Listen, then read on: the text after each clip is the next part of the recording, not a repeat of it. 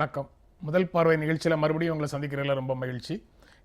இன்றைய நிகழ்ச்சியில் என்னோட உரையாடுவதற்காக பொருளாதார வல்லுநர் ஆனந்த் சீனிவாசன் அவர்களும் பொருளாதார வல்லுநர் ஷியாம் சேகர் அவர்களும் நம்ம அரங்கத்துக்கு வந்திருக்கிறாங்க. வணக்கம். வணக்கம். நேற்று நாடாளுமன்றத்தில் மிக கடுமையான வார்த்தைகளில் முன்னாள் பிரதமர் மன்மோகன் சிங் இந்த டிமானிட்டைசேஷன் பற்றி பேசியிருக்கிறாரு.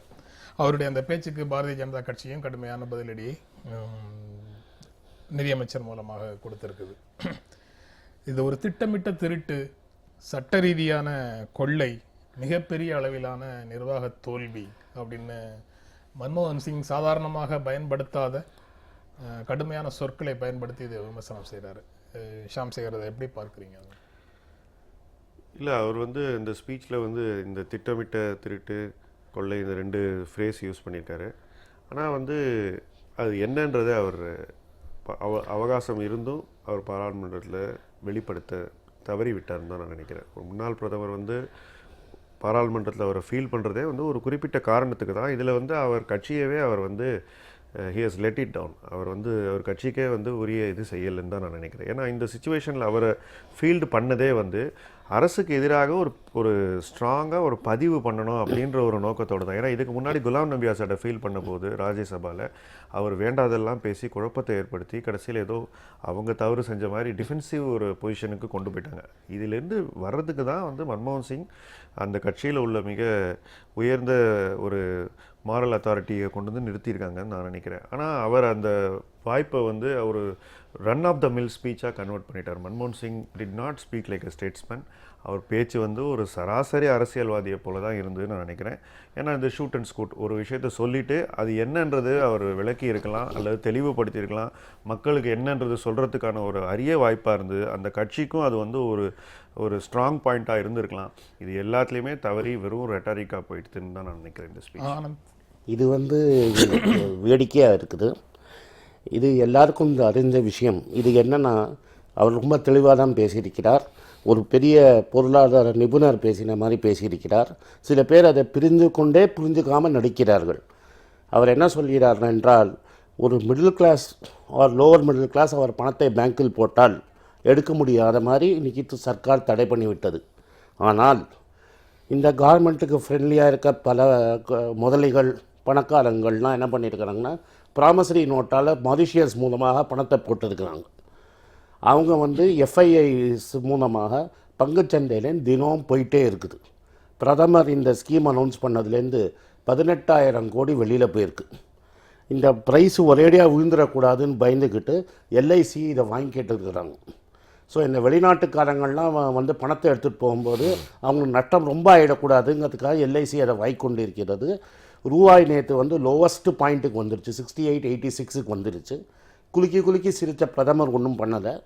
அவங்க இன்னும் லாஸ் ஆகிடக்கூடாது ஃபாரினருக்குன்னு சொல்லி நேற்று ஆர்பிஐ டாலர் சப்ளை பண்ணி வெளிநாட்டவர்களுக்கு நஷ்டம் இல்லாமல் எவ்வளோ கம்மி நஷ்டத்தில் பணத்தை ஒரு கேள்வியும் போடாமல் ப்ராமிசரி நோட்டாக மொரிஷியஸ் மூலமாக எடுத்துன்னு போயிருக்காங்க. இது டெஃபினட்டாக ஆர்கனைஸ் லூட் அண்ட் ப்ளண்டர் சொன்னது கரெக்டான இதுதான்.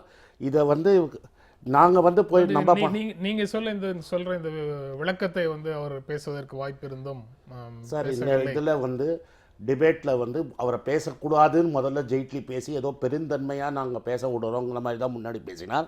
அதை திரு ஷியாம் சொல்ல மறந்து விட்டார். ஸோ அவர் கிடைச்ச டைமில் அவர் கரெக்டாக பேசியிருக்கிறார். அவர் பல பாயிண்ட்டுகளை சொல்லியிருக்கிறார். இது இவர் 2 வார்த்தைகளை எடுத்து பேசுகிறார். அவர் monumental I do not object to the objectives of the ஸ்கீம்னு சொன்னார். நடத்தினதில் தான் மானுமெண்டல் ஃபெயிலியர்னு சொல்லியிருக்கிறார். இந்த கவர்மெண்ட்டுக்கு ஃப்ரெண்ட்லியாக இருக்கிற சுப்பிரமணியம் சுவாமியே அதே தான் சொல்கிறார். அப்போ சுப்பிரமணியம் சுவாமியும் தெரியாமல் சொல்கிறாரா? பி சிதம்பரம் கேட்டிருக்கிறார். ஃபைனான்ஸ் மினிஸ்டருக்கே தெரியும். சுப்பிரமணியம் சாமி சொல்கிறதெல்லாம் அப்படியே ஏற்றுக்கொள்ள முடியுமா? அப்படி இல்லை, அவர் ஒரு எக்கனாமிஸ்ட். ஷியாம் மாதிரி இருக்கிறவங்கள்லாம் அதை ஏற்றுக்கொள்கிறார்கள். இத்தனை நாள் ஏற்றுக்கொண்டு இருக்கிறார்கள். இன்னிலேன்னு வேணால் எங்களுக்கு தெரியாது அப்படின்னு மாற்றி பேசலாம். நேற்று வரைக்கும் ஏற்றுக்கொண்டிருந்தார்கள். அவர் மன்மோகன் சிங் சொன்னதை தான் சுப்பிரமணியம் சுவாமியே எக்ஸாக்டாக சொல்லியிருக்கிறார். இந்த கவர்மெண்ட்டில் எக்கனாமிக்ஸ் தெரிஞ்ச அரைகுறையாக தெரிஞ்ச எக்கனாமிக்ஸ் தெரிஞ்ச ஒரே நிபுணர் சுப்பிரமணியம் சுவாமி தான். நான் உங்ககிட்ட ஒரு ரிக்வெஸ்ட் வைக்கிறேன். அது ஷியாம் ஏற்கிறாரா ஆனந்த் சீனிவாசன் ஏற்கிறாராங்கிறது பிரச்சனை இல்லை. உங்களுடைய கருத்தை நீங்க வந்து வலியுறுத்தி எவ்வளவு வேணாலும் பேசுங்க. இது வந்து சாரி இது வந்து இந்த கார்மெண்ட் சப்போர்ட் பண்ணுற இந்த ரைட் விங் சப்போர்ட் பண்ணுற ஒரே எக்கனாமிஸ்ட் வந்து சுப்பிரமணியம் சுவாமி தான் இந்த குரூப்பிங்கில் இருக்கிறார். அவர் சொன்னதும் இதே தான் சொல்லியிருக்கிறார். இந்த அப்ஜெக்டிவ் கரெக்டு, இதனால் பிளாக் மணி எண்ட் ஆகாது, கருப்பு பணம் எண்ட் ஆகாது. இந்த கருப்பு பணத்துலேயே நம்ம ரெண்டு விஷயத்தை பார்க்கணும். இந்த கருப்பு பணத்தில் வந்து ஒன்று generating of black money, that is இன்னும் கருப்பு பணம் ஜெனரேட் ஆகிட்டே இருக்கிறது. இன்னொன்று வந்து existing stock of black money. Existing stock of black மணிங்கிறது வந்து இந்த கவர்மெண்ட்டோட ரிப்போர்ட்லேயே வந்து 6% தான் இருக்குது. இந்த எக்ஸிஸ்டிங் ஸ்டாக் ஆஃப் பிளாக் மணியை ஒரு அளவுக்கு கண்ட்ரோல் பண்ணுறதுக்காக தான் இந்த ஸ்கீம் போட்டிருக்காங்க. அதுலேயே வந்து நேற்று மான்டிக் சிங் வந்து நைட்டில் சொன்ன மாதிரி பல ஸ்கீம்கள் வந்து நாகாலாண்டில் வந்து ஒரு எம்பி, இந்த கவர்மெண்ட்டில் இருக்கிற எம்பியோட சன்னின்லா வந்து ஹிசார்லேருந்து சார்ட்டர்ட் பிளேனில் வந்து 3.5 கோடி 4 கோடி அது மாதிரி கோடி கணக்கில் வந்து இன்கம் டேக்ஸ் பிடிச்சி அது லீகல் பணம் அப்படின்னு சொல்லியிருக்கு. ஸோ இருக்கிற கருப்பு பணமும் மாறிக்கொண்டு தான் இருக்கிறது. இதில் லாங் கேப் விட்டதுனால அதிகாரத்தில் இருக்கிறவங்க தங்களுடைய வேலைகளை செய்துக்கிட்டு இருக்கிறாங்க, மற்றவங்களால செய்ய முடியலங்கிறதுனால நீங்கள் அந்த மாதிரி சொல்கிறீங்க என்ன பொருளா? இல்லை, நான் அப்படி சொல்லலை. இது வந்து நாங்கள் ஒரு தங்களுக்கு வேண்டியவர்களுக்கு அவர்கள் செய்து கொண்டிருக்கிறார்கள் அப்படின்னு சொல்வதன் மூலமாக நான் அது என்னோட கருத்து இல்லை, அப்படி செய்ய முடியல அப்படின்னு ஒரு இல்லை நான் என்ன சொல்கிறேன், இது ஒரு ஸ்டேட்மெண்ட் ஆஃப் ஃபேக்டாக தான் நான் சொல்கிறேன். ஹரியானாலேருந்து சார்ட்டர்ட் ஃப்ளைட்டு நாகாலாண்டில் போய் இறங்குது. வருமான வரித்துறை கொடுத்த சில விலக்குகளை பயன்படுத்தி வடகிழக்கு மாநிலங்களில் இருக்கக்கூடிய மக்களுக்கு வருமான வரி விலக்கு இருப்பதை பயன்படுத்தி இங்கிருந்து பணத்தை அங்கே போய் இது வந்து எப்படி ஆகிவிட்டதுன்னா, இப்போ இந்த பணம் பிடிபட்ட ஒரு நபர் வந்து இந்த சர்க்காரில் எம்பியாக இருக்கு, சப்போர்ட் பண்ணுற எம்பியின் சன்னின்லா. திட்டமிட்ட திருட்டுக்கு மன்மோகன் சிங் நாடாளுமன்றத்தில் விளக்கம் சொல்லலைனாலும் ஆனந்த் சீனிவாசன் இங்கே விளக்கம் சொல்கிறாரு. சார், அதாவது இந்த சமூகம் எந்த டைரெக்ஷனில் போகணும் அப்படிங்கிறத நம்ம அனைவரும் என்ன எதிர்பார்க்குறோங்கிறதுல நம்ம தெளிவாக இருக்கணும் சார். கட்சிக்கு அப்பாற்பட்டு அல்லது ஏழை பணக்காரர்களுக்கு அப்பாற்பட்டு இந்தியாவில் வந்து எல்லாருமே பெரும்பான்மை மக்கள் விரும்புறது நம்ம சமூகம் இதை விட ஒரு நேர்மையான சமூகமாக, பொருளாதார ரீதியாக சொல்கிறேன், நேர்மையான ஒரு சமூகமாக இருக்கணுன்றது தான். அதில் மாற்று கருத்தே இருக்க முடியாது. காங்கிரஸ் பிஜேபி கட்சிகள்லாம் விட்டுடலாம். ரெண்டாவது வந்து இதை நிச்சயமாக மாற்று கருத்து ஏற்க முடியாது. அதை ஏற்படுத்துறதுக்கு என்ன வழிகள் இருக்குன்னு பாத்தீங்கன்னா, இந்த வழி சரியில்லை. நமக்குள்ள இப்ப எங்க பிரச்சனை வருதுன்னா, இந்த பொருளாதார ரீதியான விஷயங்கள்லயே எப்பப்பெல்லாம் இந்த மாதிரி பிரச்சனை, டிமானிட்டைசேஷன் அல்லது நோட்டு புதிதாக வெளியிடுதல் அப்படிங்கிற பிரச்சனைகள் எப்பப்பெல்லாம் வருதுன்னு பார்த்தா அதுல ஒரு பேட்டர்ன் தெரியுது. அது சரியா தப்பாங்கிறத நீங்க 2 பேரும் வல்லுநர்கள் தான் சொல்லணும். 78ல் டிமானிட்டைஸ் பண்றாங்க. 1000, 5000, 10,000. ஜனசங்கம் உள்ளிட்ட ஜனதா கட்சி ஆட்சியில் இருக்குது. இல்ல அந்த 2001ல் 1998ல் திரும்ப 1500 கொண்டு வராங்க. வாஜ்பாய் ஆட்சியில் இருக்கிறாங்க. இப்போ திரும்ப டிமானிட்டைஸ் பண்றாங்க அதே 500,000. எல்லாமே நாட்டு மக்களுடைய நலனுக்காக, தேசத்தின் நலனுக்காக.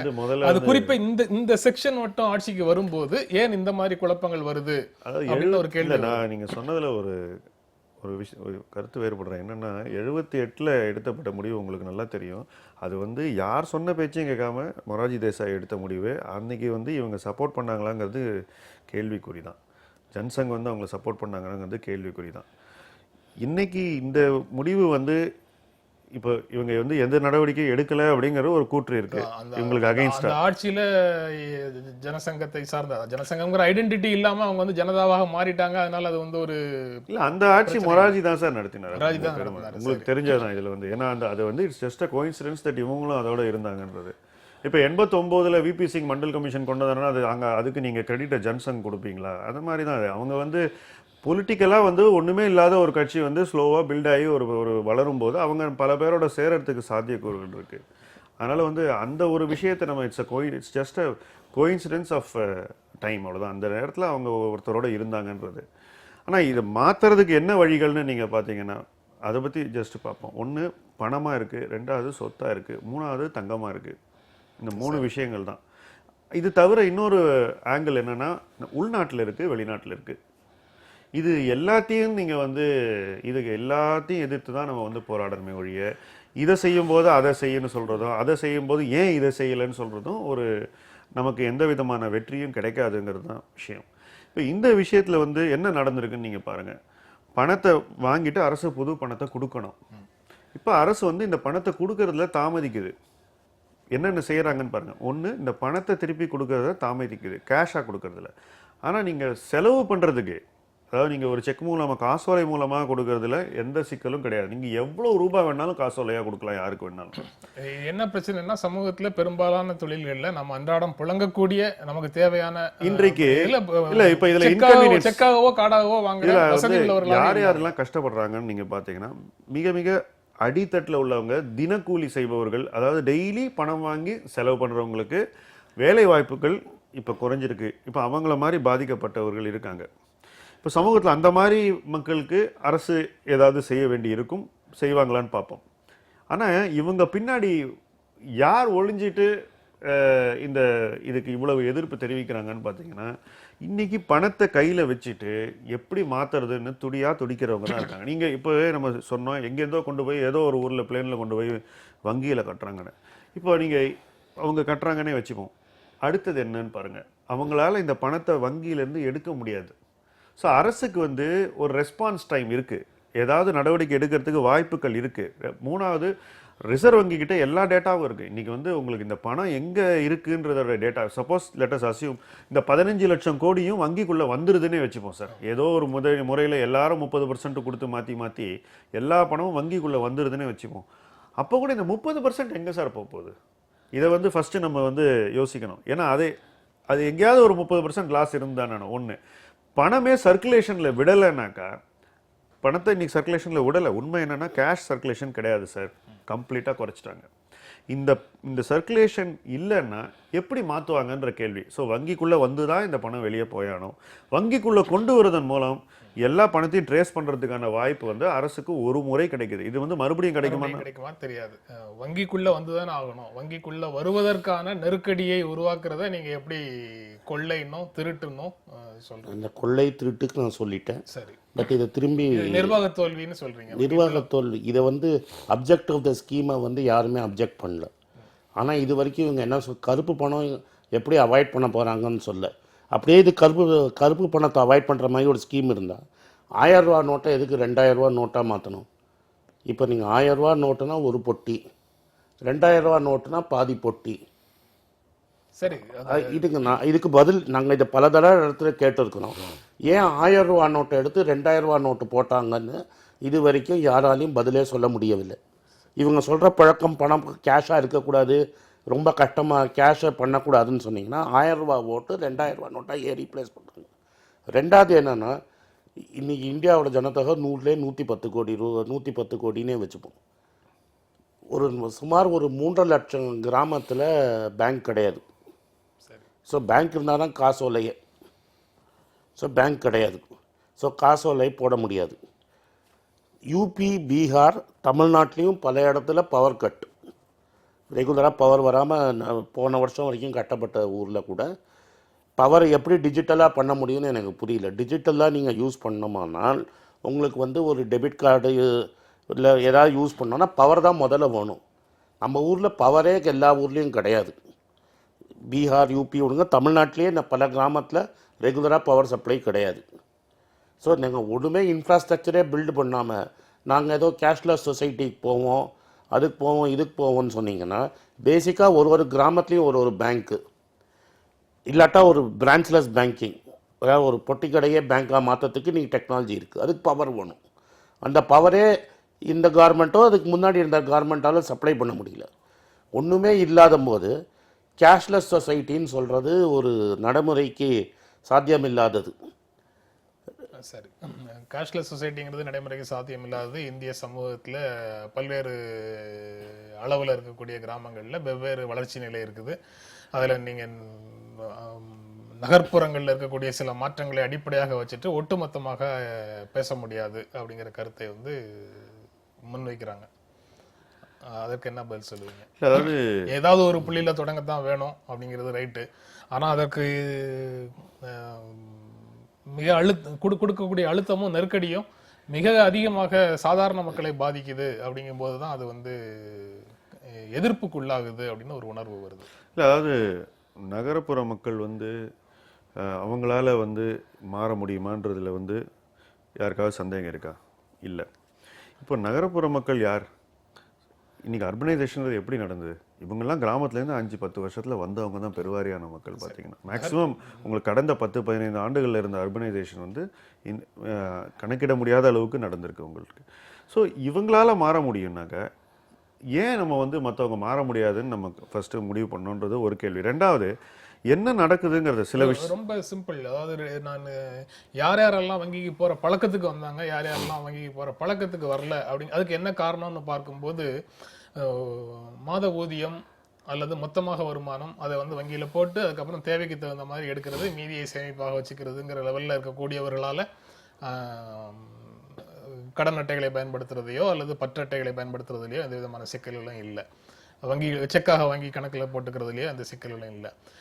இன்றைக்கு நான் வந்து 200 ரூபாயோ 300 ரூபாயோ சம்பாதிச்சு அதில் 300 ரூபாயோ 250 ரூபாயோ உடனடியாக இன்றே வேறு வகைகளில் செலவழிக்கக்கூடியவர்களிடத்துல நாம வந்து நீங்க வங்கிக்கு போ எல்லாத்தையும் கணக்கு மூலமாக செலவு வங்கிங்கிறது வந்து இல்ல கணக்கு மூலமாக எல்லாருமே மின் பரிவர்த்தனை இப்போ இந்த 8ஆம் தேதிக்கு முன்னாடி எத்தனை வாட்டி வந்து நம்ம நகரப்புறங்களில் இருக்கிறவங்களே வங்கிக்கு போனாங்கன்னு முதல்ல யோசிச்சு பாருங்க. ஆனாலும் பண பரிவர்த்தனைகள் நிறைய பண்ணுறவங்க கூட இந்த வங்கிங்கிறது ஒரு இடமா பொருத்தி நம்ம பார்க்குறதே வந்து காலத்தோட ஒப்பாத ஒரு விஷயம். இன்றைக்கி வங்கி வந்து உங்கள் மொபைல் ஃபோன் வரைக்கும் வந்துருச்சு. ரிசர்வ் வங்கியே வந்து உங்களுக்கு வந்து நேஷனல் பேமெண்ட் கார்பரேஷன் ஆஃப் இந்தியான்னு ஒரு நிறுவனத்தை துவங்கி அதுலேருந்து யூனிஃபைடு பேமெண்ட் இன்டர்ஃபேஸ்னு ஒரு வசதியை ஏற்படுத்தி வெறும் நம்ம பெயரையும் அந்த எந்த வங்கியில் கணக்கு வச்சுருக்கோன்றது அதை இணைத்து எந்த கணக்கையும் நம்ம வெளியே கொடுக்காம ஒரு 50 ரூபா வேணால் இங்கேருந்து அங்கே கொடுக்கறதுக்கு ஒரு வினாடியில் செய்யக்கூடிய அளவுக்கு சாமானியனுக்கு பண்ணி கொடுத்துருக்காங்க. இப்போ இதெல்லாம் வந்து அரசு வந்து மக்கள்கிட்ட கொண்டு போனோம். இன்னொரு விஷயம் நான் சொல்கிறேன் உங்களுக்கு, வங்கியை விட்டுருங்க. எத்தனை பேருக்கு தெரியும் இன்றைக்கி இந்தியன் போஸ்ட்டுக்கு வங்கி லைசன்ஸ் கொடுக்கப்பட்டிருக்கு, சிறு வங்கி லைசன்ஸ் கொடுக்கப்பட்டிருக்கு. தபால் துறையை வந்து இன்றைக்கி வங்கியாக மாற்றக்கூடிய ஒரு பெரிய ஒரு ப்ராஜெக்ட் நடந்துக்கிட்டு இருக்குது. அதுக்கு வந்து ஒரு நிறுவனம் ஐடி நிறுவனம் வந்து எல்லா விதமான இன்ஃப்ராஸ்ட்ரக்சரையும் க்ரியேட் பண்ணி பீட்டா டெஸ்டிங் ஒரு அட்வான்ஸ் ஸ்டேஜில் இருக்குது.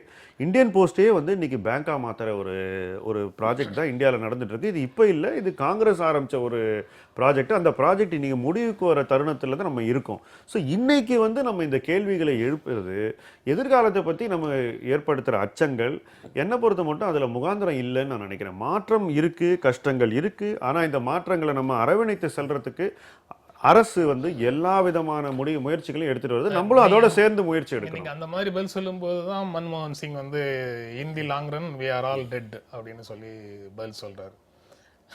லாங் ரன் சொல்லிட்டு இன்னைக்கு இருக்கக்கூடிய நெருக்கடிகளை நீங்க வந்து கவனிக்காம போயிடக்கூடாது.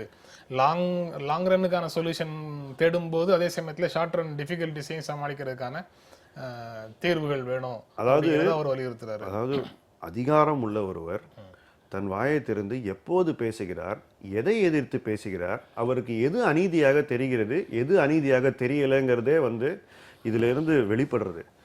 என்னைக்கு வந்து லைசன்ஸ் இஷ்யூ ஆச்சோ, காலையில் ஃபார்மை கொடுத்து மதியான லைசன்ஸ் இஷ்யூ பண்ணியிருக்காங்க 2Gக்கு, அன்னைக்கு 5 மணிக்கு நாட்டுக்கிட்ட பேசாத மன்மோகன் சிங் இன்னைக்கு பேசுறது வந்து கேலி கூத்துன்னு நான் நினைக்கிறேன். சார், இது வந்து வேடிக்கையாக இருக்குது. இந்த 2G பற்றி அவர் பேசுகிறார், நானும் 2G பற்றி பேச நிர்பந்தம் இருக்குது. இந்த 4 லைசன்ஸுக்கு வினோத ராய்னு ஒருத்தர் இருந்தார்.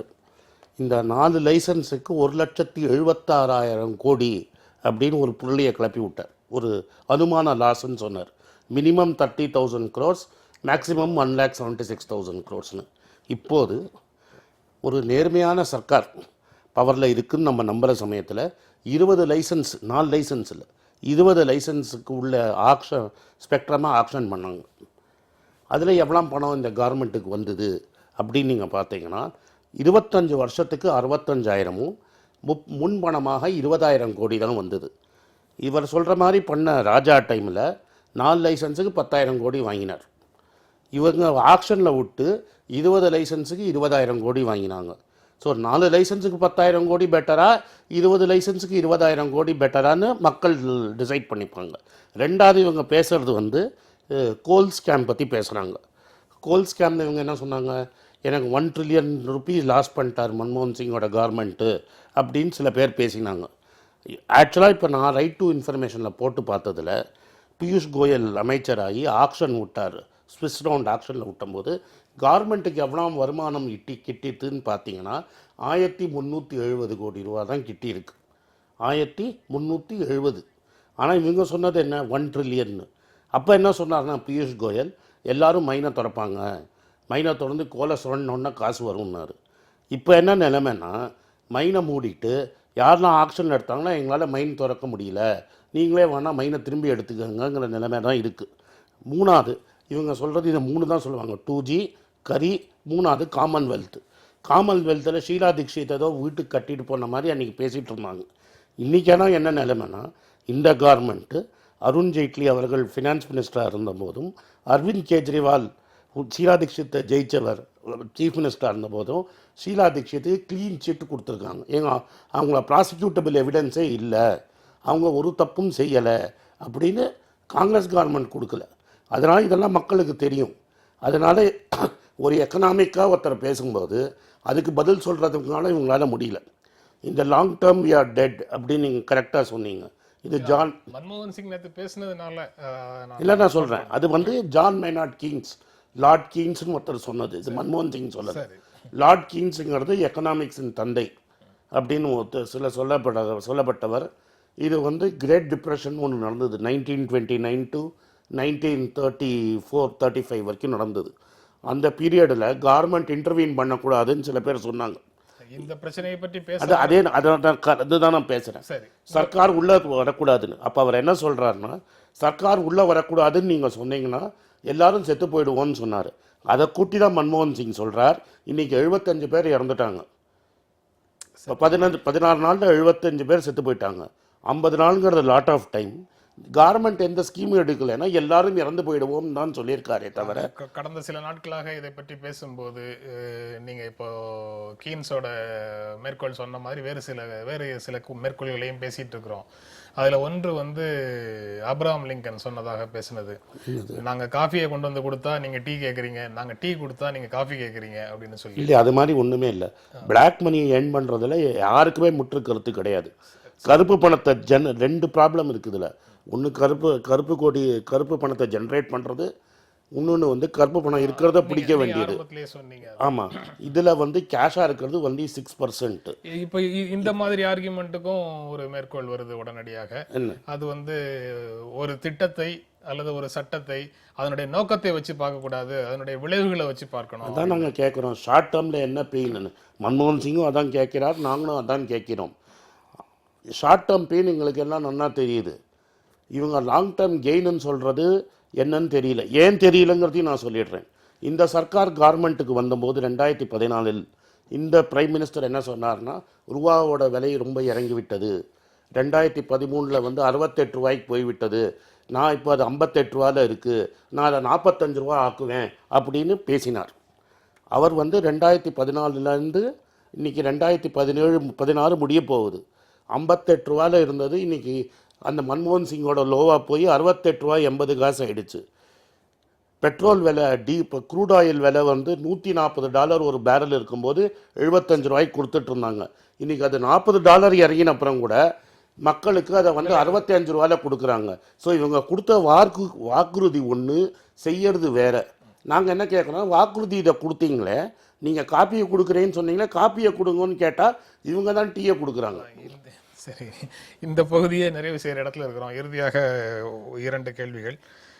இந்த மாதிரி நடக்கக்கூடிய நடவடிக்கை, அரசு எடுத்த நடவடிக்கை, அதனால மக்கள் கடுமையாக பாதிக்கப்பட்டதை எல்லாத்தையும் பார்க்கும்போது, அன்றாடம் வந்து வங்கிகளில் தினம் அறிவிப்புகள் வர்றதையும் பார்க்கும்போது, இது பிரதமர் அலுவலகம், ரிசர்வ் வங்கி, நிதித்துறை, இந்த 3ம் சரியாக செயல்படவில்லை அப்படிங்கிறத மன்மோகன் சிங் சுட்டி காட்டுறாரு. அந்த மாதிரி முடிவுக்கு தான் வர நேர்கிறது அப்படின்னு சொல்லி அவர் சொல்றாரு. இல்லை, அதாவது இன்னைக்கு அவங்கள்ட்ட செயல்படுறதுக்கு அதிகாரம் இருக்கு. ஒரு திட்டத்தை அவங்க அமல்படுத்தியிருக்காங்க. இந்த திட்டத்துடைய காலக்கெடு குறிப்பிட்டிருக்கு. இது வந்து இன்டெஃபினட் கிடையாது. டிசம்பர் 30ஆம் தேதிக்கு அப்புறம் அவங்க இது என்ன ஆச்சுன்றதை அவங்க சொல்லி ஆகணும். இப்போ நம்ம வந்து எல்லாமே முன்னாடியே நம்ம வந்து எல்லாத்துக்குமே தீர்ப்பு சொல்லிட்டு வர ஒரு சூழலில் தான் நம்ம இருக்கோம். அது வெற்றின்னு சொல்கிறதும் சரி, தோல்வின்னு சொல்கிறதும் சரி.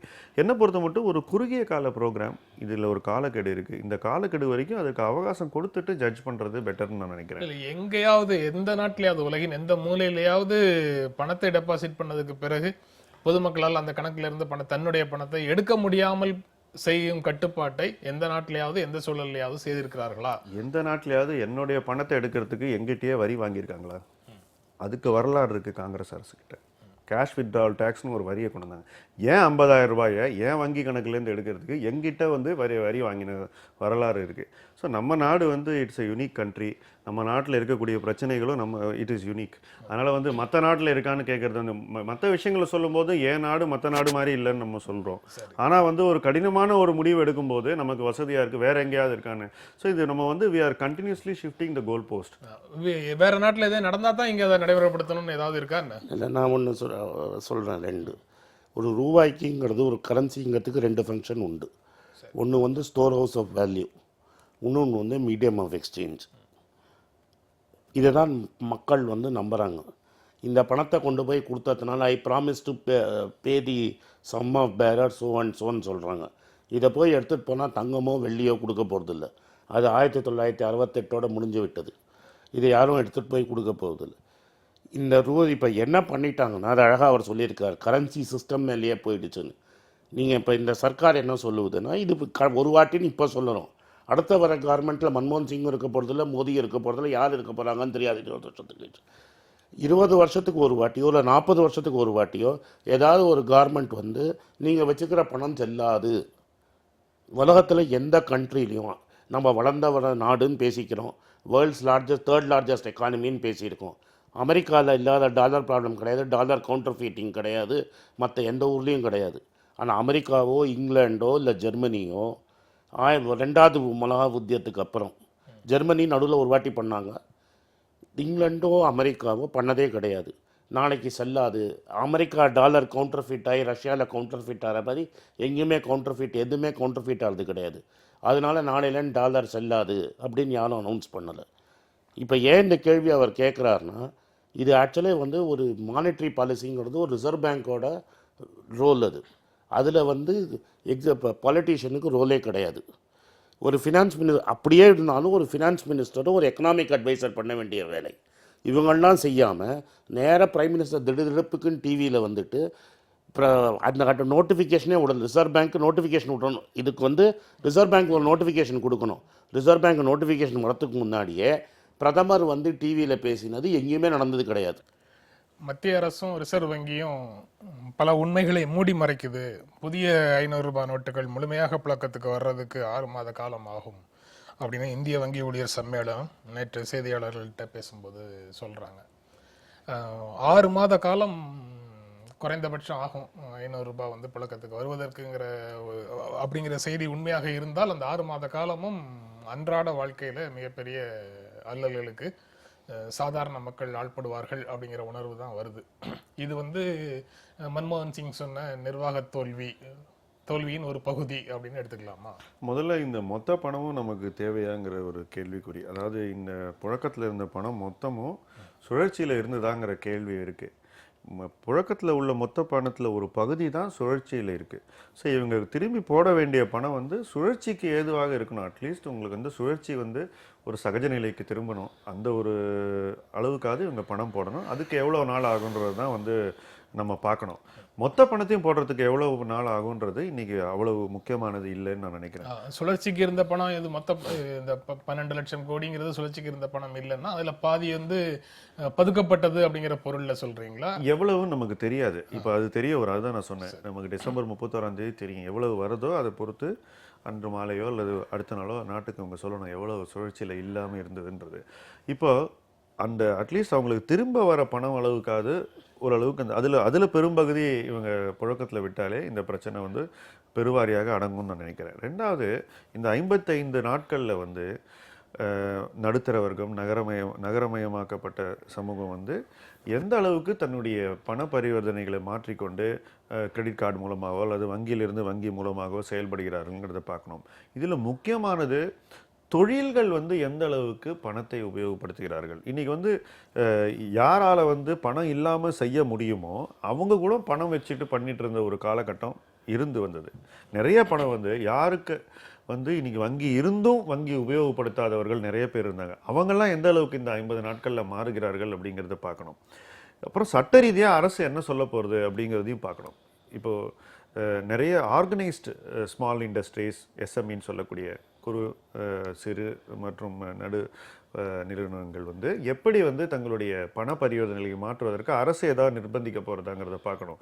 இன்றைக்கி வருமான வரித்துறையில் சட்டம் இருக்குது. 20,000க்கு மேலே ஒருத்தருக்கு நீங்கள் பேமெண்ட் பண்ணணும்னா தொழில் ரீதியாக அதை வந்து நீங்கள் வந்து காசோலை மூலமாக தான் கொடுக்கணும்னு இருக்குது. அதாவது பேங்கிங் வழியாக தான் பண்ணணும். ஆனால் இதை வந்து பெருவாரியான தொழில் நிறுவனங்கள் வந்து இதை வந்து வயலேட் பண்ணுறாங்க. ஸோ இதெல்லாம் வந்து எப்படி நம்ம மாற்ற போகிறோம், இதில் வந்து அரசு அவங்கள எவ்வளோ நிர்பந்திக்க போகிறது அப்படிங்கிறத பார்க்கணும். என்னை பொறுத்த மட்டும் அரசு வந்து இவங்களெல்லாம் நிர்பந்திக்கணும். இதெல்லாம் பண்ணாக்கா உங்களுக்கு வந்து பெரிய ப்ரெஷர், பண பிரச்சனையோ அல்லது புழக்கம் இல்லாத ஒரு சூழ்நிலையோ அல்லது சுழற்சி இல்லாத ஒரு சூழல் ஏற்படாதுன்னு நான் நினைக்கிறேன். நீங்கள் எப்படி பார்க்குறீங்க சார்? இதில் வந்து இந்தியா வந்து அர்பன் பாப்புலேஷனுங்கிறது வந்து 25 or 30%. ஸோ இந்த கவர்மெண்ட் சொல்கிறத பார்த்தீங்கன்னா மீதி 70% நம்ம மறந்துடணும்.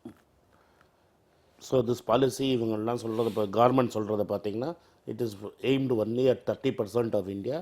Rest of 70% of India can என்ன வேணால் ஆகலாம். அதை பற்றி நம்ம கவலைப்படலை.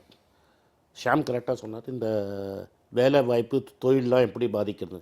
நீங்கள் நேற்று ஒரு பேப்பரில் பார்த்தீங்கன்னா எல்என்டி வந்து 14,000 பேரை வேலைக்கு விட்டு நீக்கி விட்டார். எல்என்டிங்கிறது இந்தியாவில் ஒரு பெரிய இன்ஃப்ராஸ்ட்ரக்சர் கம்பெனி.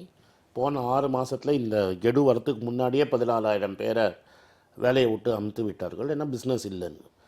ஆல்ரெடி இந்தியாவில் வந்து ஒரு பிஸ்னஸ் ரொம்ப கம்மியாக இருந்து 2 வருஷமாக இன்னும் மந்த நிலைமையில் இருக்குது.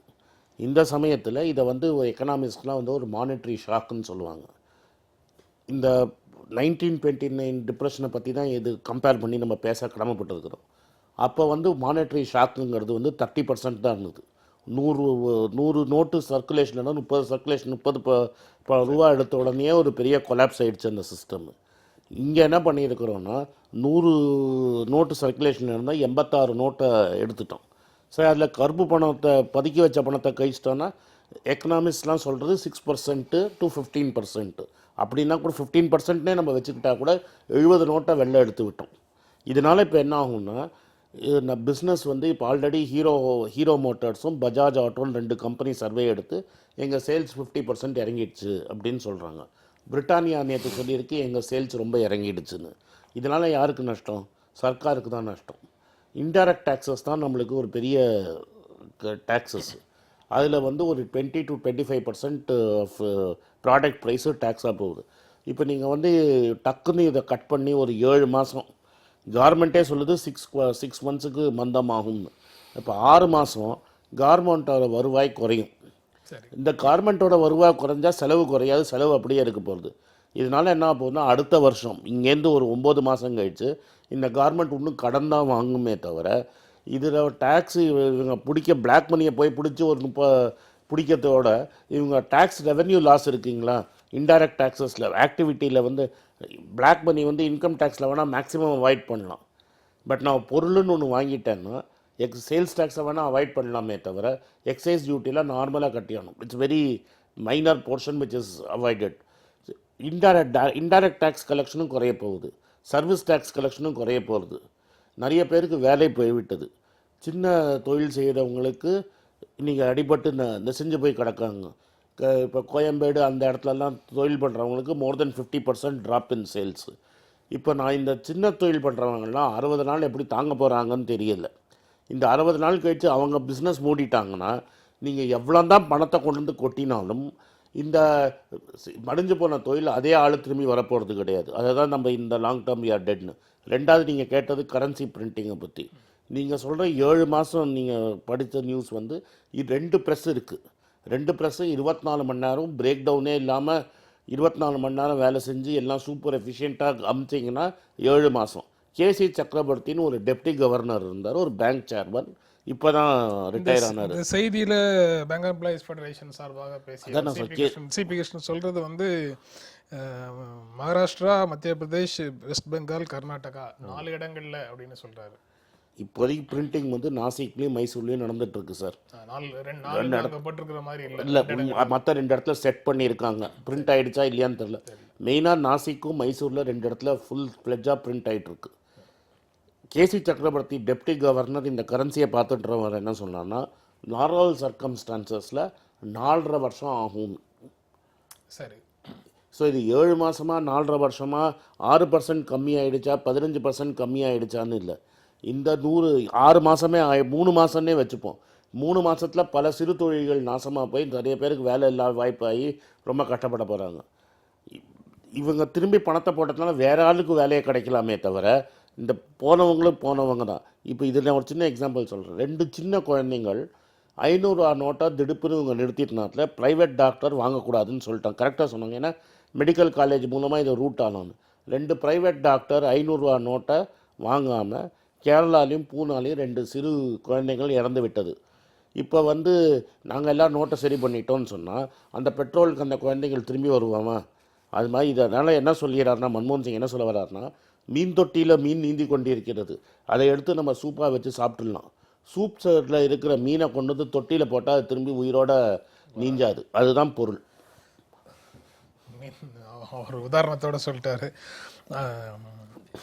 ஆனால் நடைமுறையில் பார்த்தா எடுத்த முடிவுலேருந்து பின்வாங்கக்கூடிய பண்பு அப்படிங்கிறது பிரதமருடைய ரத்தத்திலேயே இல்லை அப்படின்னு சவடாலாக பேசினாலும் கூட நடைமுறையில் கிட்டத்தட்ட 500 ரூபாயை டிசம்பர் 30 வரைக்கும், இப்போ 15 வரைக்கும் பெட்ரோல் பங்க்ல மாற்றிக்கலாம் அப்படின்னு சொல்கிறாங்க, அரசு சொல்கிறாங்க. இன்னும் கொஞ்சம் நெருக்கடி வரும்போது டிசம்பர் 15லேருந்து அடுத்த ஒரு 15 நாளைக்கும் எக்ஸ்டெண்ட் பண்ணிட்டாங்கன்னா பெட்ரோல் பங்க் டோட்டலாக எக்ஸாம்ட் ஆகிடுது. இப்படி இன்னும் 2-3 இடங்களில் 500 ரூபாய்க்கு எக்ஸாம்ஷன் கொடுத்துட்டிங்கன்னா எதிர்கட்சிகளுடைய சில ஒரு கோரிக்கையில் ஒரு பகுதி நிறைவேற்றப்பட்டதாக 8ஆம் தேதி எடுத்த உறுதியான முடிவிலிருந்து ஓரளவு பின்வாங்கியதாக ஒரு பொருளும் வருது. அதுக்காக 8ஆம் தேதி எடுத்த நிலையிலேயே உறுதியாக இருக்கணும், பின்வாங்கிடவே கூடாது, பொதுமக்கள் இன்னும் கடுமையாக கஷ்டப்படணும் அப்படின்னு நான் சொல்ல வரல.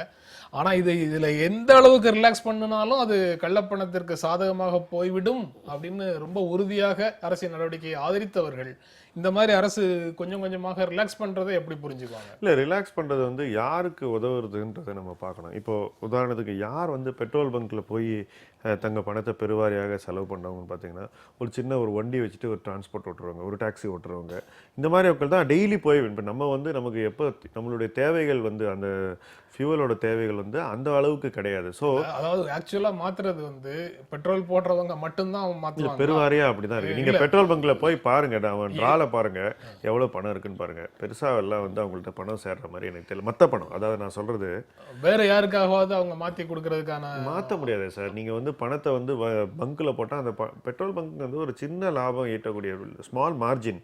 ஸோ உங்களுக்கு நீங்கள் திருப்பி உங்கள் ரொட்டேஷனுக்கு தான் கரெக்டாக இருக்கும். அவங்க மாற்றுறதுக்கான சாத்தியக்கூறுகள் மிக குறைவு. இது அதாவது இந்த இடங்களில் உபயோகப்படுத்தலான்னு அவங்க சொன்னதே ஒரு நல்ல விஷயம் தான் நான் நினைக்கிறேன். ஏன்னா அது ஒரு சாமானியனுக்கு அது உதவும் தான் நினைக்கிறேன். சின்ன தொழில் பண்ணுறவங்க ஃபியூவலுங்கிறது அதை வச்சுட்டு பல விதமான ஆக்டிவிட்டி பண்ணுறவங்க இருக்காங்க. கல்வன் பெரிதா காப்பான் பெரிதா அப்படிங்கிற மாதிரி ஒரு கேள்வியை கேட்பாங்க.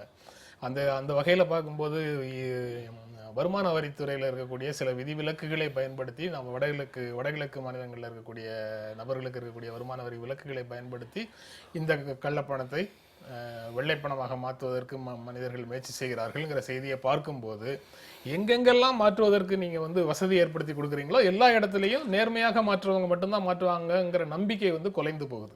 இல்லை, அதாவது அதுக்காக நீங்கள் இதை பண்ணலனாலும் நம்ம இது ஒரு சர்வாதிகாரமான ஒரு முடிவுன்னு நம்ம சொல்லுவோம். அதாவது ஜனநாயகத்தில் யார் ரொம்ப கஷ்டப்படுறாங்களோ அவங்களுக்கு நம்ம அதிகமாக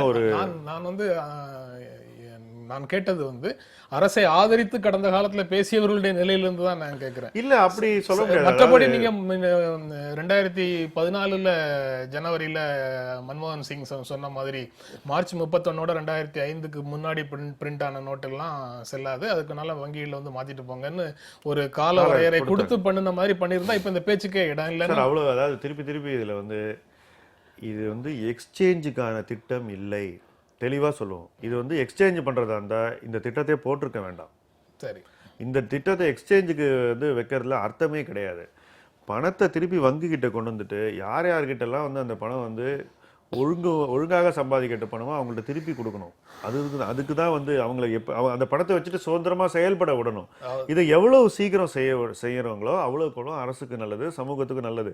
அரசால் நம்ம செலவு பண்ணாமல் நம்மளை ஒரு காலகட்டத்துக்கு மேலே தடுக்க முடியாது. தடுத்தா அது அவங்க மேலே தான் அந்த விளைவுகள் விழும். அது எல்லாருக்குமே தெரிஞ்ச. தேசிய ஜனநாயக கூட்டணி ஆட்சியில் 1998 நாடாளுமன்றத்தில் பேசும்போது நிதியமைச்சர் யஷ்வந்த் சின்ஹா சொல்றாரு, இந்த கள்ளப்பணத்தை கள்ளப்பணம் சட்டவிரோத நடவடிக்கைகளுக்கு அதிகமாக பயன்படுத்தப்படும் சட்டவிரோத நடவடிக்கைகளுக்கு மூல காரணம் இந்த அதிக மதிப்புள்ள நோட்டுகள் கிடையாது, அதற்கு வேறு வகைகள் எல்லாம் இருக்கு, அதனால அதை பற்றி பெரிதாக பேசுறதுக்கு ஒன்றும் இல்லை அப்படின்னு தான் அவங்க வந்து 1000 ரூபாய் நோட்டுகளை அறிமுகப்படுத்துறாங்க. இப்போ நேரு ரிவர்ஸ் ஸ்டாண்ட் வந்து எடுக்குது. நேருவோட பொருளாதார கொள்கைகளை நரசிம்மராவ் காலி பண்ணி எதிர்நிலை எடுத்தாருங்கிறது ஒரு பக்கம் எப்படி இருந்ததோ, அதே மாதிரி அடல் பிகாரி வாஜ்பாய் தலைமையில் உண்டான ஆட்சியில் எடுத்த முடிவுகளுக்கு நேர் மாறான நிலையை நரேந்திர மோடி எடுக்கிறாருன்னு பொருளா? இல்லை சார், அதாவது 15 லட்சம் கோடி நம்ம திருப்பி பெற்றுக்கொள்கிறோம். இதில் நீங்கள் திருப்பி போடுற 2000 ரூபாய் நோட்டு வந்து வெறும் 1 லட்சம் கோடி தான். சரி, அது கூட இல்லைன்னு வச்சுப்போமே, இன்னைக்கு சமூகத்தில் இருக்கக்கூடிய பிரச்சனைகள் அதிகமாக தான். ஏதாவது நீங்கள் அவங்க கொடுக்குற நோட்டுக்கு திருப்பி ஏதாவது கொடுக்கணும், இல்லை உங்களால் கொடுக்கறதுக்கு நோட்டே கிடையாது சார். அதனால வந்து இல்லைன்னா உங்களுக்கு வங்கி வாசல்ல வந்து பிரச்சனை வந்துருக்கும். இவ்வளவு பேர் வந்து நிக்கிறாங்கல்ல, ஏற்கனவே திருப்பி பெஃபி வந்து அதை சொல்றாங்க, வங்கி ஊழியர்கள் இது கூட பிரச்சனையாக இது மாறிட்டு இருக்கு அப்படின்னு சொல்றாங்க.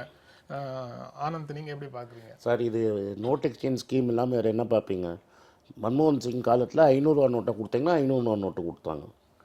இவங்க என்ன சொல்கிறாங்க, நீங்கள் 1000 ரூபா நோட்டு 500 ரூபா நோட்டையும் கொடுத்துட்டு 500 ரூபா நோட்டு 2000 ரூபா நோட்டு வாங்கிக்கோங்கிறாங்க. ஃபினான்ஸ் செக்ரட்டரி என்ன சொல்லியிருக்காரு, நாங்கள் 1000 ரூபா நோட்டும் இன்ட்ரடியூஸ் பண்ண போகிறோம்னு. ஸோ ஒரு 500 ரூபா நோட்டு 1000 ரூபா நோட்டு 2000 ரூபா நோட்டு 500 ரூபா நோட்டையும் 1000 ரூபா நோட்டையும் கொடுத்துட்டு நீங்கள் என்ன வாங்கிக்க போகிறீங்க? 500 ரூபா நோட்டு 1000 ரூபா நோட்டு 2000 ரூபா நோட்டு, இது எக்ஸ்சேஞ்ச் இல்லாமல் என்னது? இவங்க ஏதாவது பிளாக் மணியை குறைக்க போகிறோம்னா 500 ரூபா நோட்டு அடிச்சுட்டு 300 ரூபா நோட்டு அடிச்சிருக்கணும், 1000 ரூபா நோட்டு அடிச்சுட்டு 750 ரூபா நோட்டு அடிச்சிருக்கணும்.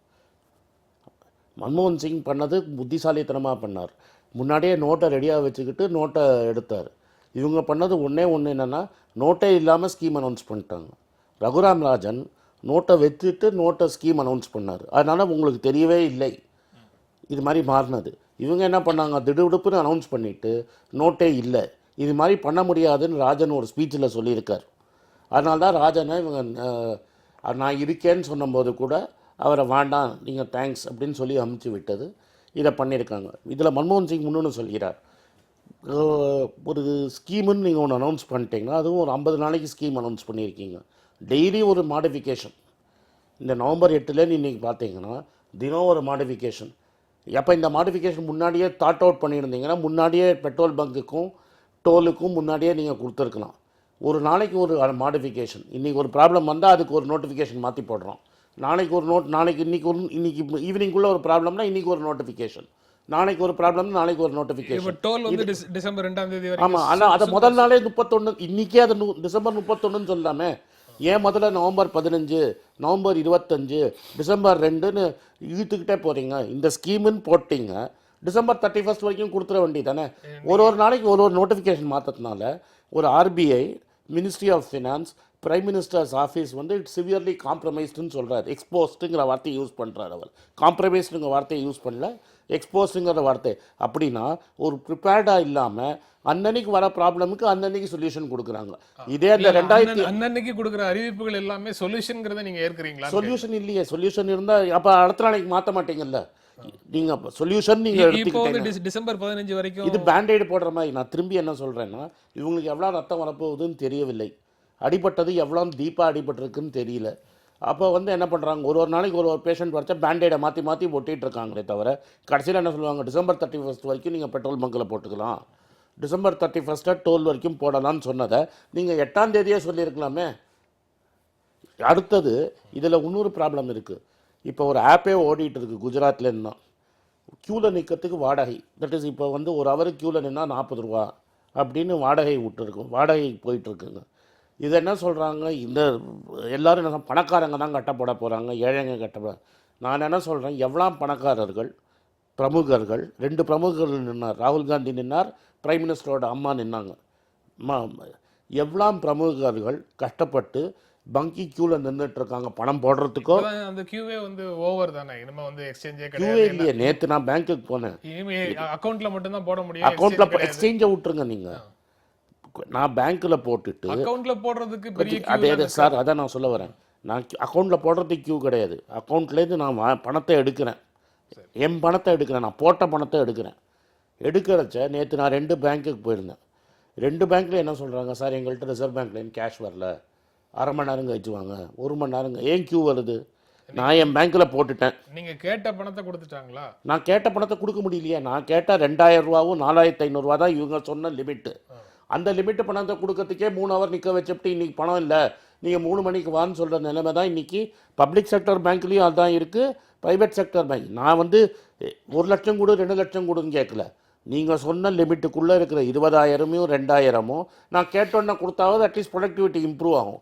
20 நாள் ஆகி அதுக்கே க்யூவில் நில்லுங்க, இன்றைக்கி போயிட்டு நாளைக்கு வாங்கன்னு சொன்னீங்கன்னா நீங்கள் சொன்ன பணத்தையே கொடுக்க மாட்டேங்கிறீங்களே. இப்போ சாதாரணமாக உதிரியான தொழில்கள் நிறைய இருக்குல்ல, அந்த தொழிலில் இருக்கக்கூடியவங்க எல்லாருக்கும் இந்த சிக்கல் இருக்கு. அவர்களை பெரும்பாலும் பயன்படுத்துறது நடுத்தர மக்கள் தான் பயன்படுத்துகிறாங்க. தன்னுடைய வாகனத்துக்கு வாகன ஓட்டுநரை கூப்பிடுறது, அதுக்கப்புறம் தன்னுடைய சட்டை பேண்ட்டை அயன் பண்ணி வாங்குறது, வாசலில் வர்ற காய்கறி வாங்குறது, பக்கத்து கடைகளில் சின்ன சின்ன கடைகளில் பொருட்கள் வாங்குறது போன்ற பல விஷயங்கள் வந்து இதுவரைக்கும் மின் பரிவர்த்தனை எதுவும் கிடையாது, எல்லாமே கேஷாக தான் கொடுத்து பண்ணுறோம். அந்த வேலைகள் எல்லாமே இப்போ வந்து ஸ்டாண்ட் ஸ்டில்லாக இருக்குது. அதில் பொருள் ஈட்டக்கூடிய, அதில் வாழ்க்கை நடத்தக்கூடியவர்களுடைய வாழ்க்கை போகுது. அந்த அவர்களுடைய சேவையை பயன்படுத்தி நம்முடைய அன்றாட பணிகளை பார்த்துட்டு இருந்த நடுத்தர வர்க்கத்துக்கு அது மிகப்பெரிய பாதிப்பாக இருக்குது. நான் வந்து எனக்கு வண்டி ஓட்டுறதுக்கு ஒருவரை கூப்பிட்டேன்னா அவருக்கு வந்து நான் கேஷாக கொடுத்துட்டு இருந்தேன். இப்போ நான் வந்து 4-5 நாள் சேர்ந்து வாங்க, நான் வந்து உங்கள் அக்கௌண்ட்டில் போடுறேன்னா எனக்கு இன்னைக்கு பாடே பெரிய பாடாக இருக்குது சார், அதனால் எனக்கு கேஷாக கொடுங்க அப்படின்னு கேட்குறாரு. கேஷாக கொடுக்கறதுக்கு பேங்க்குக்கு போனால் பேங்க்கில் வந்து போதுமான பணத்தை எடுப்பதற்கு அனுமதிக்கிறது இல்லை. இந்த சிக்கல் வந்து மிடில் கிளாஸ் இது வந்து அட்ஜஸ்ட் பண்ணிக்கலாம், இல்லாமல் இருந்துக்கலாம், வேறு வழிகளில் அதை சமாளிச்சுக்கலாம். ஆனால் வாழ்க்கை நடத்துவதற்கு தேவையான பணத்தை இதன் மூலமாக ஈட்டிக்கொள்பவர்களுடைய நிலை வந்து இன்னும் மோசமாகத்தானே போகும். இல்லை, அதாவது இது மோசமான இதோடைய விளைவுகள் டெஃபினட்டாக அது அரசியல் ரீதியாக வந்து ஒரு தாக்கத்தை ஏற்படுத்துங்கிறதுல சந்தேகமே கிடையாது. ஸோ அதனால் வந்து இந்த 2 விஷயங்கள், அதாவது பணம் பரிவர்த்தனையினால தான் வாழ்க்கை நடத்துகிறவங்க, இது வந்து நகரத்துலையும் இருக்காங்க, கிராமத்துலையும் இருக்காங்க. இப்போ இவங்களுக்கு வந்து அரசு வந்து எந்த அளவுக்கு ரீச் அவுட் பண்ண போகிறதுங்கிறத வரும் வாரங்களில் நம்ம கூர்ந்து கவனிக்கணும். இவங்களுக்கு அவங்க வசதிகள் செய்து கொடுக்க வேண்டிய கட்டாயம் அரசுக்கு இருக்குது. இப்போ இந்த கடந்த 2 வாரத்தில் வந்து அந்த மாதிரி எல்லாரையும் பார்க்க வேண்டிய ஒரு நிலைமை இருந்தது. இப்போ வந்து பெருவாரியானவங்க வந்து ஓரளவுக்கு அவங்களுடைய செக்ரிகேட் பண்ணி பார்க்கணும். அது பார்ப்பாங்களாங்கிறத நம்ம வரும் வாரங்களில் பார்க்கணும். ஆனால் இது நடக்கும் தான் நான் நினைக்கிறேன். ஏன்னா ஒரு ஒரு ஒரு முடிவு எடுக்கும்போது அது வந்து அரசியல் ரீதியாக என்ன தாக்கத்தை ஏற்படுத்துங்கிறது அறியாதவங்க இல்லை. எல்லா அரசு நடத்துகிறவங்க, அரசுகள் வந்து முதல்ல அரசியலை தான் பார்க்குறாங்க. அதனால் அதை வந்து அவங்க இப்போ அட்ரஸ் பண்ணாமல் அவங்க இருக்கவே முடியாது. விவசாயிகளை பற்றி நம்ம நிறைய சொல்கிறோம். இப்போ வந்து விவசாயிகளை எடுத்துக்கிட்டிங்கன்னா இன்றைக்கி பலருக்கும் வந்து இப்போ உத்தரப்பிரதேசத்தை பற்றி நிறைய காமிக்கிறாங்க, ஹிந்தி பெல்ட்டுக்கு அப்படின்னு. ஒரு சின்ன தகவல் நான் சொல்கிறேன். கரும்பு விவசாயிகள், பெருவாரியான கரும்பு விவசாயிகளுக்கு வந்து பணம் நேரடியாக வங்கியில் தான் செலுத்துகிறாங்க. ஆனால் நம்ம விவசாயின்னு நம்ம வந்து ஸ்டீரியோ டைப் பண்ணுறோம், எல்லா விவசாயியும் ஒரே மாதிரி இது பண்ணுறோம். ஸோ இந்த மாதிரி நிறைய விஷயங்கள் வந்து நம்ம வந்து எல்லாத்தையும் ஒருமைப்படுத்தி பார்க்குறோம். ஆனால் அதை வந்து எல்லாத்தையும் வந்து பிரித்து பார்க்கணும். அந்தந்த ஒருத்தருக்கு ஒரு பிரச்சனை இருக்குது, அதை லோக்கலைஸ் பண்ணி அந்த பிரச்சனையை சால்வ் பண்ணணும்னு நான் நினைக்கிறேன். நம்ம நிகழ்ச்சியோட இறுதி பகுதியில் இருக்கிறோம். நீங்கள் அவர் சொன்னதுக்கு எதாவது மாற்று கருத்து சொல்ல? மாற்று கருத்து ஒன்றும் இல்லை. 2வது விஷயம், இப்போ வந்து இத்தனை நம்ம வந்து மற்ற கட்டத்தை பார்த்தோம். இந்த செகண்டரி எஃபெக்ட்ஸ்ன்னு சொல்கிறத பாருங்கள். 2 செகண்டரி எஃபெக்ட்ஸ் நான் சொல்கிறேன். இந்த கவர்மெண்ட்டும் இதோட ப்ரீவியஸ் கவர்மெண்ட்டும் என்ன சொன்னாங்க, எல்லோரும் சேர்க்கிறதுக்கு சிப்புன்னு ஒரு ஸ்கீமை கொண்டு வந்தாங்க, சிஸ்டமேட்டிக் இன்வெஸ்ட்மெண்ட் பிளான்னு. 2014 இன்றைக்கி வரைக்கும் சிஸ்டமேட்டிக் இன்வெஸ்ட்மெண்ட் பிளானில் யாரெல்லாம் மியூச்சுவல் ஃபண்டில் காசு போட்டிருக்காங்களோ இந்த 15 நாளில் நடந்த 20 நாள் நடந்த அமளியில் ஹெவி லாஸ் ஆகிடுச்சு. இன்னும் எவ்வளோ லாஸ்ன்னு எண்ணலை, யாருக்கும் எக்ஸாக்டாக தெரியாது எவ்வளோ லாஸ் ஆகிடுச்சுன்னு. பங்குச்சந்தை வந்து 8,950 இன்றைக்கி 7,950 வரைக்கும் வந்துடுச்சு. ஒரு 10% மினிமம் லாஸ் ஆகிருக்கும். போட்ட பணத்தில் சேவிக்கு நம்ம ரிட்டையர் ஆகி சேவிக்க போகிற பணத்தில் 10% போயிடுச்சு ஆல்ரெடி. அடுத்த 2 குவார்ட்டரில் வந்து பிஸ்னஸ் ஒன்றும் இருக்காதுன்னு ஃபினான்ஸ் மினிஸ்டரே சொல்கிறார், குறையும் அப்படின்னு சொல்கிறாரு. அப்போ இன்னும் பங்குச்சந்தை கீழே போகிறதுக்கான வாய்ப்புகள் நல்லா இருக்குது. அப்போ இன்னும் ஒரு 5% போய்டும்னு வச்சுக்கோங்க. 100 ரூபா போட்டு நம்மளுக்கு 110 ரூபா ரிட்டையர்மெண்ட்டு கிடைக்க போகிறோம்னு நினச்சவங்க 100 ரூபா போட்டு இன்றைக்கி 85 ரூபா தான் பணம் இருக்குது. அது ஒன்று. 2வது, இவங்க வந்து இதை பிளாக் மணியை ஒழிக்கிறேன்னு பண்ணதில் ரியல் எஸ்டேட் செக்டர் பயங்கரமாக அடிபட்டது.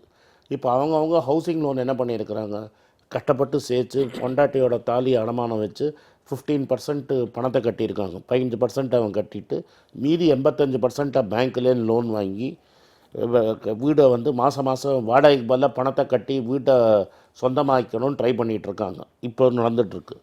இப்போ இது என்ன ஆக போகுது, இதனால இப்போ ஆல்ரெடி 4-5 ரியல் எஸ்டேட் பிஸ்னஸ் பண்ணுறவங்களாம் என்ன சொல்கிறாங்க, 30% சரியும், இப்போ இது சரியும், எது விலைவாசி சரியும்னு. அப்போ இந்த நடுத்தர மக்கள் வந்து கஷ்டப்பட்ட சேர்த்து மியூச்சுவல் ஃபண்ட்லேயும் ஒரு 15% 20% போயிடுச்சு. வீடை கஷ்டப்பட்டு கடன் வாங்கி 100 ரூபாய்க்கு வீடு வாங்கி 85 ரூபாய் கடன் வாங்கினது இன்றைக்கி 70 ரூபா விலை ஆகிடுச்சுன்னா அப்போ வாங்கின கடன் தான் மிச்சமே தவிர போட்ட 15 ரூபாவும் போயிடுச்சு.